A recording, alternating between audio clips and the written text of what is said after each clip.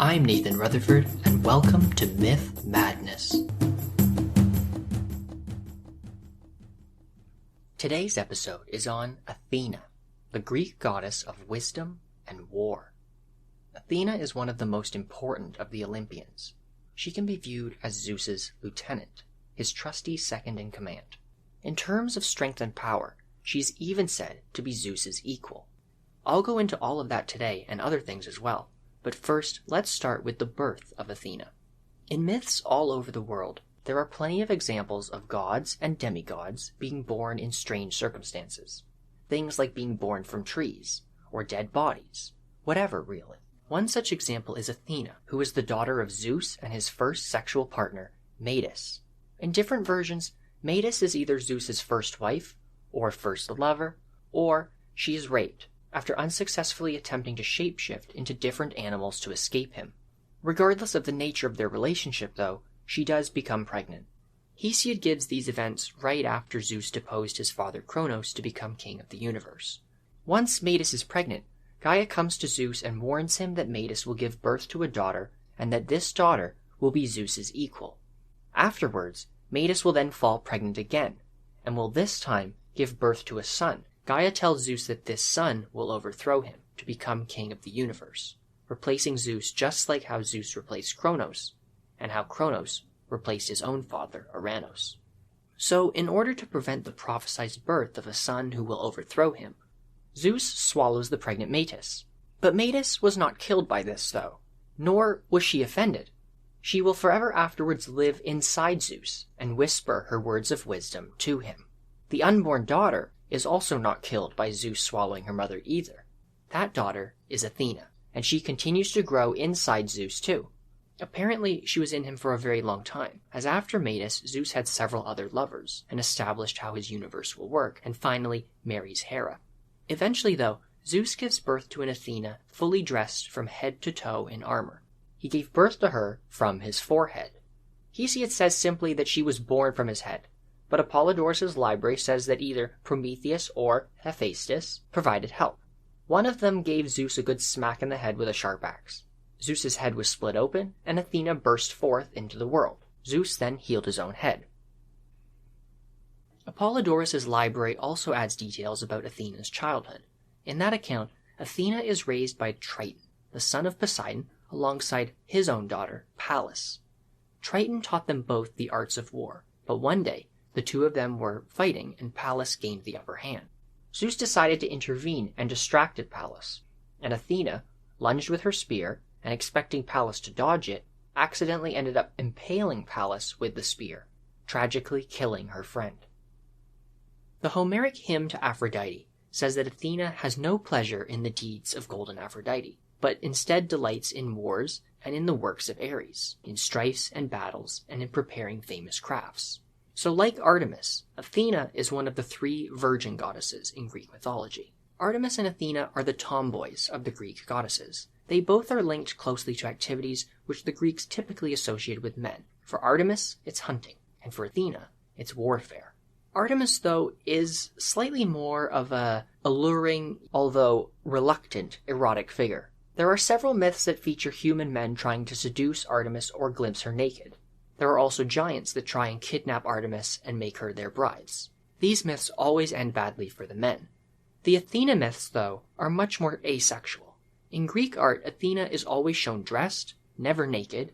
Athena is chaste, and that's really all there is to it. Nevertheless, there is one myth involving Athena in Apollodorus' library that does go against that trend. In this story, Athena visits the smith god Hephaestus to get him to fashion her weapons. However, Hephaestus tries to pursue her, and Athena flees.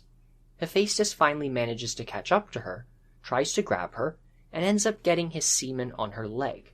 Quite understandably disgusted, Athena takes some wool, wipes off Hephaestus' semen, and threw it on the ground. But coming in contact with the ground, Hephaestus' semen ended up impregnating the earth, and so from there, a human named Erycothonius, literally meaning earth-born, was born. Now Athena did not leave the human there, though. She raises him herself, but decides to keep him hidden from the other gods, and hopes to make him an immortal. To do that, Athena puts the baby in a chest and gives this chest to a woman named Pandrosis, who she forbids from opening it. But Pandrosus' sisters are curious, and they open the chest. Inside, they see the baby has a snake coiled around it, and they are either destroyed by the snake or driven insane by an angry Athena in response.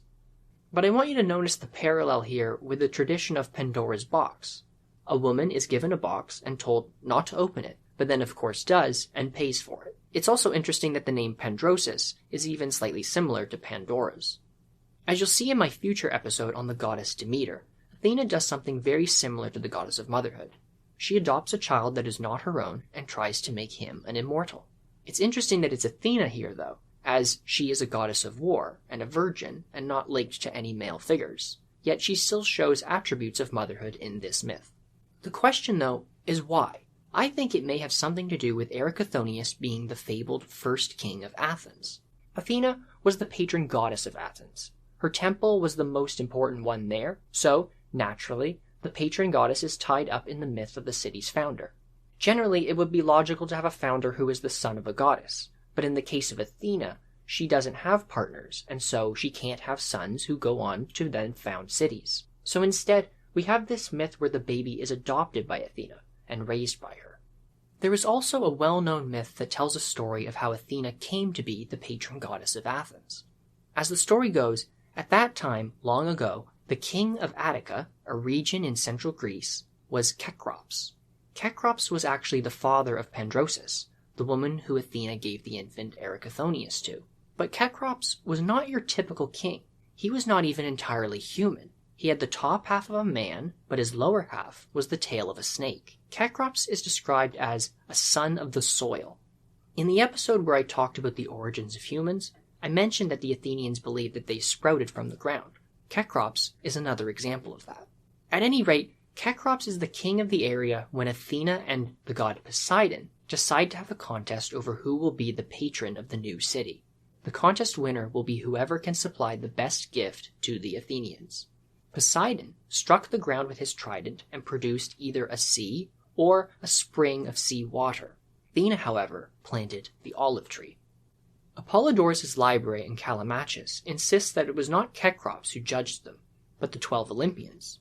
They sided with Athena, saying that she had produced the best, most useful gift. Athena named the city after herself. A bit of a sore loser, Poseidon angrily flooded the area. In another example, Athena and Poseidon hold a contest over who will be the patron of the city of Troezen. Troezen is a city in southern Greece. In the case of this contest, Zeus declares that both Athena and Poseidon be the city's patrons. Even in the classical period of ancient Greece, coins from this city featured symbols of both Athena and Poseidon, in Athena's case an owl and in Poseidon's case a trident, on the coins. Most of the Olympian gods were worshipped throughout ancient Greece, but certain locations boasted particularly strong cults dedicated to a particular god or goddess. In the Hera episode, I talked about Argos. With Apollo, the specific area is either Delos or Delphi. Several myths explain why different gods are so closely associated with different places. With Apollo, Delos was said to be his birthplace, hence there was a major temple there dedicated to him. With Athens, we have the myth of the contest that Athena won.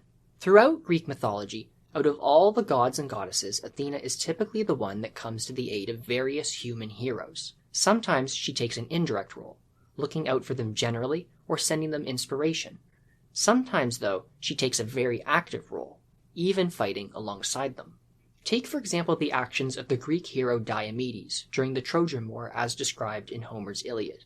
The whole story of the siege of Troy is very complex. The Greek armies are attacking the city of Troy, and various Olympians, due to various reasons, have ended up siding on different sides. One of the benefactors of the Greeks is Athena. One of the gods on the side of the Trojans is the war god Ares. These two are not just watching the fight, though. At one point, they are both physically present on the battlefield.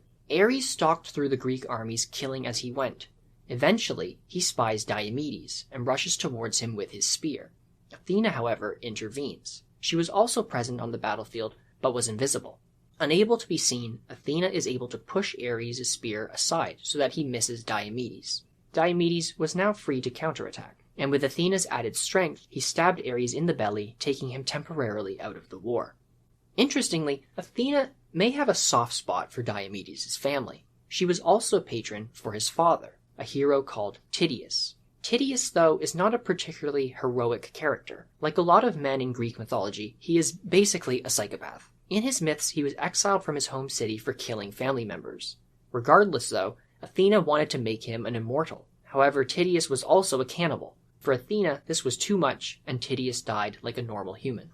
More famously, and also from the works of Homer, there is a story of how Athena helped Odysseus get back home after the Trojan War ended. And there are many others, too. Athena advised the man Argos on how to build the ship, the Argo. This was the ship that carried the Greek hero Jason and his crew of fellow heroes. Athena showed the builders how to rig the sails of the ship, allowing it to travel swiftly. Athena helped another hero, a young man named Bellerophon, to tame the winged horse Pegasus so that he could kill a fire-breathing monster. In many examples of ancient Greek art, such as on pottery, Athena is showed helping or at least watching over the hero Heracles too. Athena also guided Perseus in his quest to kill the monster Medusa. Each of these heroes are major figures in Greek mythology, and I will dedicate episodes to each of them in a future series of episodes on the Greek heroes. But for now, note the way that Athena helps her heroes. With the Argo, she helped with its crafting, fitting as Athena was also a goddess of crafts, including woodworking and weaving. In the case of heroes fighting monsters, Athena always provides some sort of trick or secret weapon that helps level the playing field between monster and hero. Even though she is a war goddess, Athena is very different from the war god Ares, and this reflects the ancient Greeks' view of different aspects of war.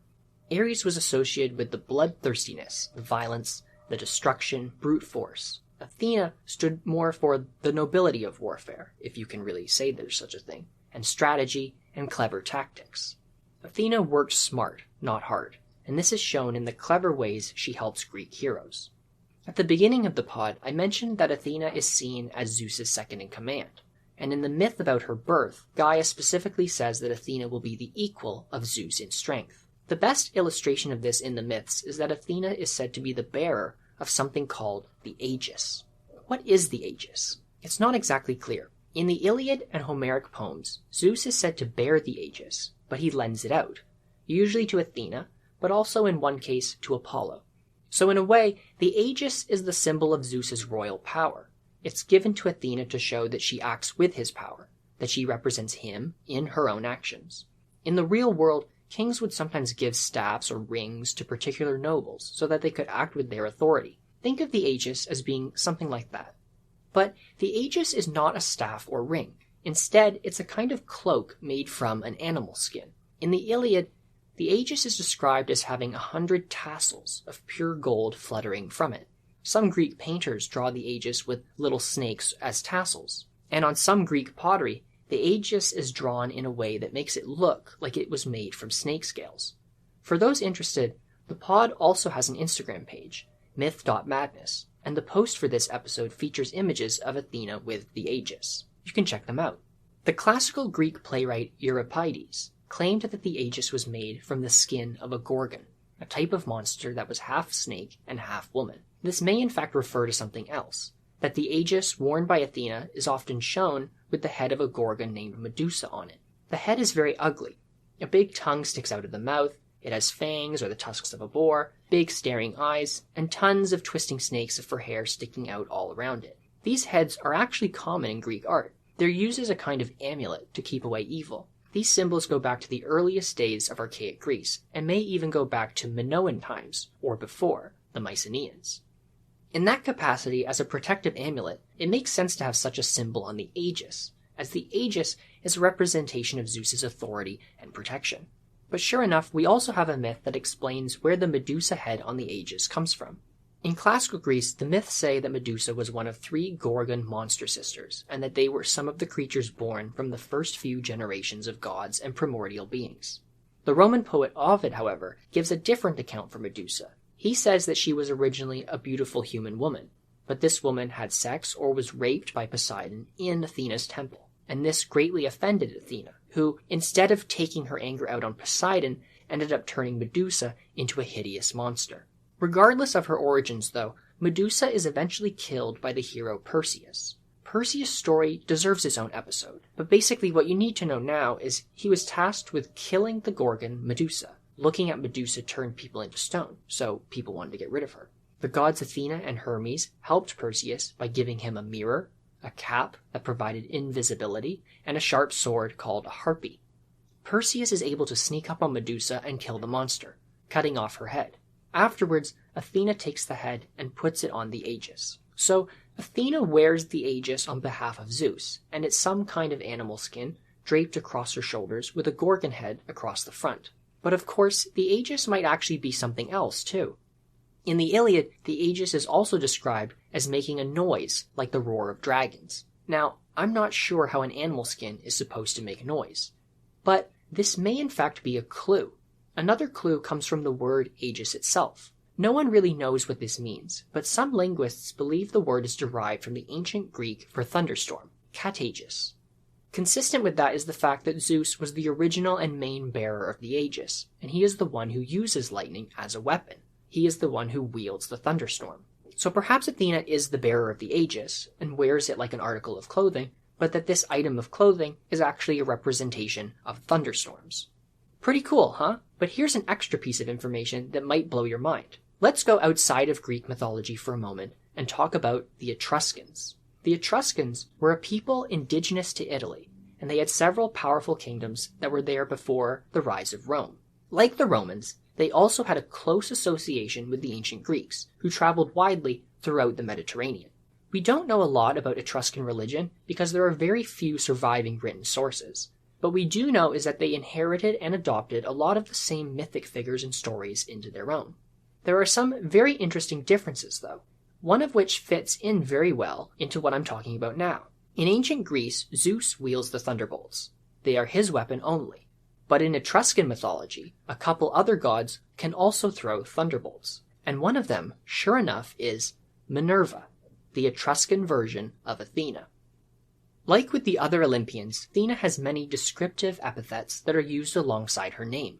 3 of the most common are Glaucopis, which means gray-eyed or bright-eyed, Pallas, and Tritogenia. No one really knows what Tritogenia refers to, but it could have something to do with Athena's childhood with Triton, or it could even mean she was born from water, which if true would hint at another myth where Athena is not born from Zeus's head.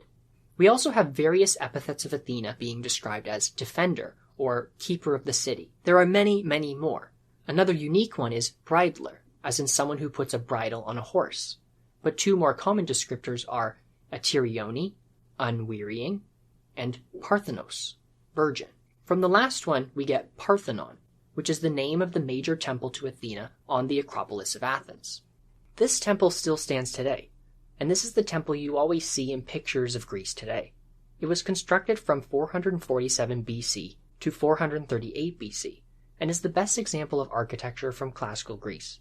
The temple was built on the Acropolis, a rocky outcrop in the center of Athens where the city's citadel and palace were built. The Parthenon actually replaced an older temple to Athena on the same spot. The Parthenon contained a massive gold and ivory statue of Athena, and this statue stood 11.5 meters, or 37 feet high. Unfortunately, the statue was destroyed at some point in the past, and is lost to us today. Outside of Athens, Athena also had temples in the Greek cities of Megaris, Corinth, and many, many others. Athena had her own festival celebrated every June. It featured musical contests, gymnastic competitions, horse riding, dancing, and boat races. Like every Greek god, people offered sacrifices to Athena. At special times, multiple bulls would be sacrificed to Athena. Originally, Athena was likely known as Athena Potnia, or Lady Athena, in the era of Mycenaean Greece.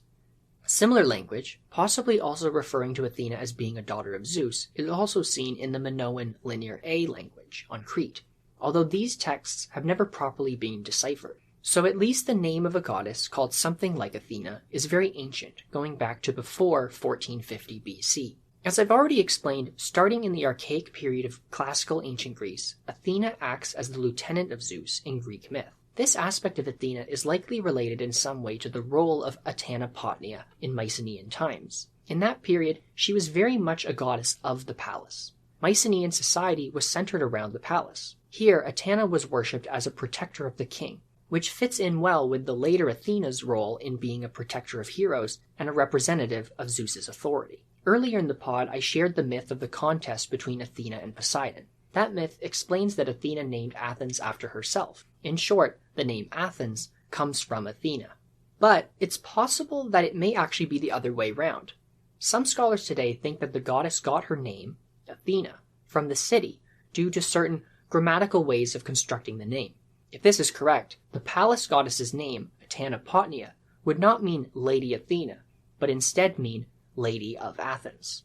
Now, the palace goddess Athena was presumably worshipped throughout Mycenaean Greece. Some of the tablets that have her name were found on the island of Crete, after all. But in some of the major Mycenaean Greek cities, there are actually other names for very similar palace goddesses. In the city of Mycenae, there is Mycenae, probably referring to Lady of Mycenae. And in Thebes, there is Thebe, probably meaning Lady of Thebes. It's possible that what we have here are different palace goddesses that were all very similar and were gradually absorbed into the single goddess Athena. It's also possible that each of these three is actually a localized version of the same lady, a palace goddess. Personally, I think that was probably the case, that over time their unique names were dropped and they all took on the name Athena. But even in classical Greece, there were still regional cults dedicated to Athena throughout Greece, not just in Athens, but also in Sparta, Argos, on Crete, and even as far away as Rhodes. And all of these cults were pretty consistent with the larger worship of Athena across Greece. The point of this is this: the Lady Athena was never just the Lady of Athens. And that's all for today. Thank you for listening. If you're enjoying this podcast, please spread the word and give the pod a 5-star review on Spotify, Apple Podcasts, or your favorite platform.